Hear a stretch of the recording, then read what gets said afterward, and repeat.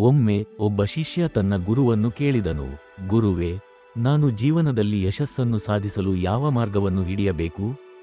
ನನಗೆ ದಾರಿ ಸ್ಪಷ್ಟವಾಗುತ್ತಿಲ್ಲ.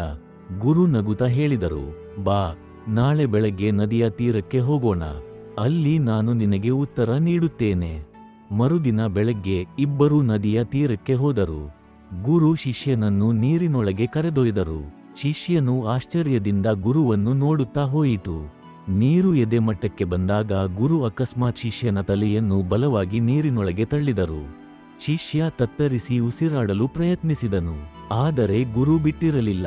ಸ್ವಲ್ಪ ಹೊತ್ತಿನ ನಂತರ ಶಿಷ್ಯ ಉಸಿರುಗಟ್ಟುತ್ತಾ ತೀವ್ರವಾಗಿ ಹೋರಾಡಿದನು. ಆಗ ಗುರು ಅವನ ತಲೆಯನ್ನು ಬಿಡಿದರು. ಶಿಷ್ಯ ಉಸಿರಾಡುತ್ತಾ ತೀರಕ್ಕೆ ಬಂದು ಕುಳಿತನು. ಅವನ ಕಣ್ಣುಗಳಲ್ಲಿ ಕೋಪವೂ ಪ್ರಶ್ನೆಯೂ ಹೊಳೆಯಿತು.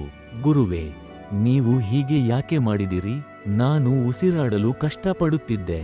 ಗುರು ಶಾಂತವಾಗಿ ಹೇಳಿದರು, ಮಗನೇ, ನೀನು ನೀರಿನೊಳಗೆ ಇದ್ದಾಗ ಏನನ್ನು ಹೆಚ್ಚು ಬಯಸಿದ್ದೆ? ಶಿಷ್ಯ ತಕ್ಷಣ ಉತ್ತರಿಸಿದನು, ಉಸಿರು. ಉಸಿರಿಗಿಂತ ಬೇರೆ ಏನೂ ನನಗೆ ಆ ಕ್ಷಣದಲ್ಲಿ ಬೇಕಾಗಿರಲಿಲ್ಲ.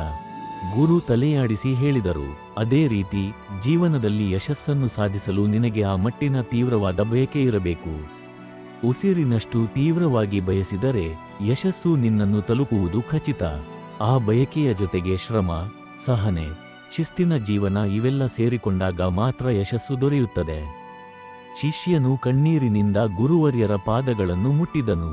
ಆ ದಿನದಿಂದ ಅವನು ತನ್ನ ಜೀವನದಲ್ಲಿ ಗುರಿಯನ್ನು ಉಸಿರಿನಂತೆ ತೀವ್ರವಾಗಿ ಬಯಸಿ ಶ್ರಮಪಟ್ಟು ಸಾಧನೆ ಮಾಡಿದನು.